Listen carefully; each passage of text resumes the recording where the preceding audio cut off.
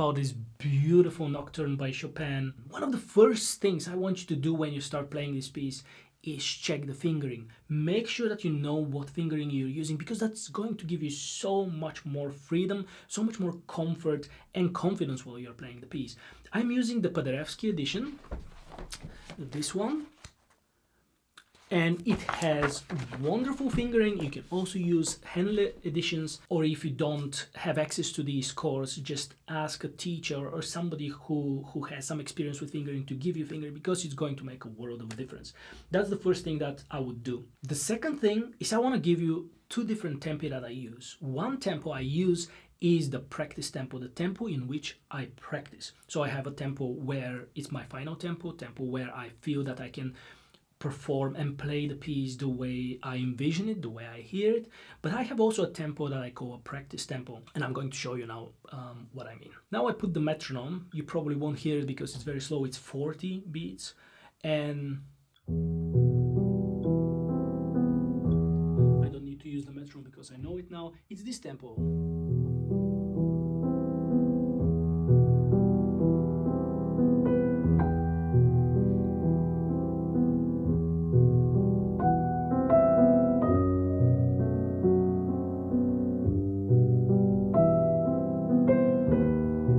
Because what you heard in the beginning was more or less 60 beats, and that's a different tempo.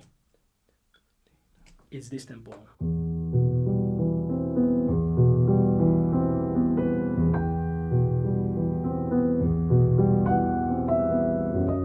So you can hear a difference. So I want you to do this when you're practicing.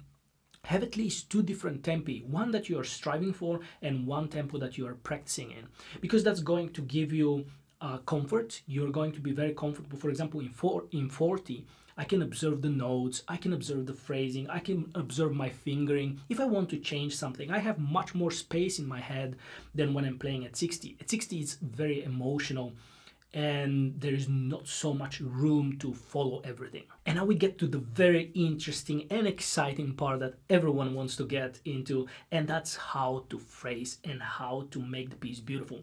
I will give you one thing that's going to make a big difference. When I say tempo 60, I don't mean, at least in this piece, I don't mean play everything at 60, because it's going to sound very rigid. Look, I'll give you an example, more or less what happens if you play and stick to one and the same tempo.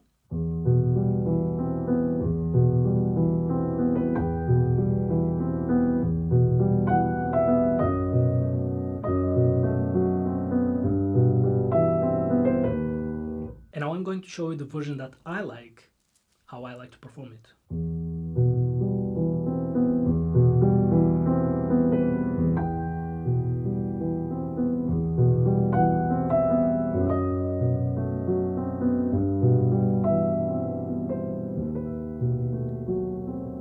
Curious, have you noticed the difference? What I'm doing right now is I'm having waves. And what I mean by that is I'm changing the tempo. So the 60 I mentioned, my performance tempo, my final tempo, is my peak. It's where I play at my fastest. But I also introduce rubato, and that's what I mean by waves. My tempo is doing something like that. I start slow, then I catch up. Here I also took time. I moved, and then at the end of the bar,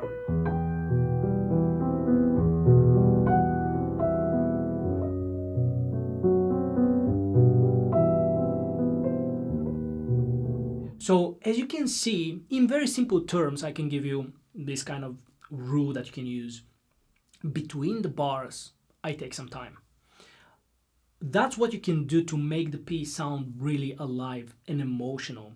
At the same time, there is certain passion when you start moving in between, like within the bar. That gives some passion. But when you take time and when you are flexible between the bars, that gives some sensitivity. And so when you mix the two, the passion and the sensitivity, it's a great combination. And so that's what I wanted to share with you. When you are playing it, have the 40 and the 60 the two different tempi. Have a practice tempo where you will probably not be taking so much time. Like if I play in 40, I'll keep it steady.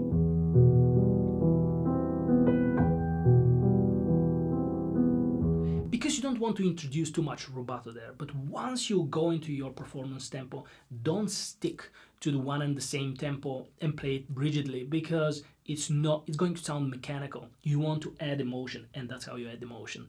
By knowing that, in simple terms, each bar can have a burst of emotion that the tempo accelerates, and then between the bars you relax and you take a little bit of time. You're more flexible. And now with this idea, I will play a few bars so you can listen, and at the same time you can, in your mind, now with the knowledge that you already have, you're going to listen in a different way.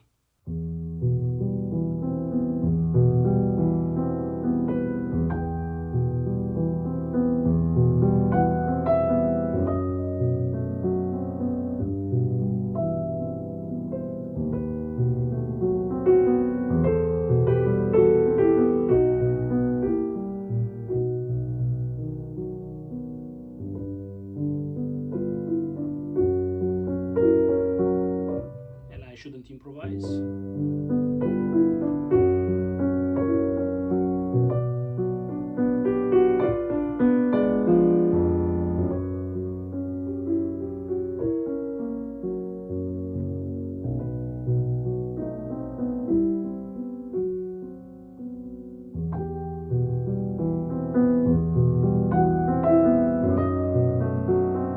I'm sure now when you're listening, you can follow with different set of ears, that you're listening to the movement and to the relaxation between the bars. And together with that idea, I want to give you one more additional tip that's going to make a huge difference, and it is about the left hand. So what you want to develop and how you want to practice and phrase this left hand is to know, well, what you want to do with the left hand is to know how to phrase it. So we're talking about tempo, but there's also a way of phrasing that's going to make the left hand very special. So think of it like this. We have triplets, but instead of 3 notes, we're going to take 6 notes, and we're going to phrase those 6 notes. So in each bar, you have 2 times 6, 12 notes, and we're going to phrase them like this. You start soft, you're going to build, and the last note, the 6th note, you're going to withdraw the sound, so you're going to make it softer. And then the next, the same.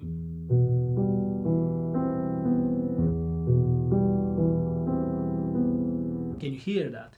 So the alternative is, what you don't want to have is an accent on the last note. You don't want this.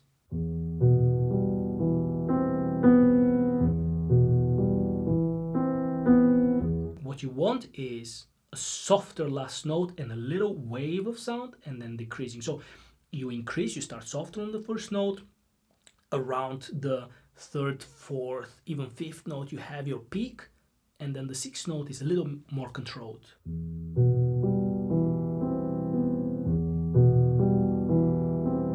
Maybe even what's easier is to think of the 4th note as your peak, more or less. It's difficult to say, it's not science, so you will have to explore, but the rule is start soft, soft, and soft.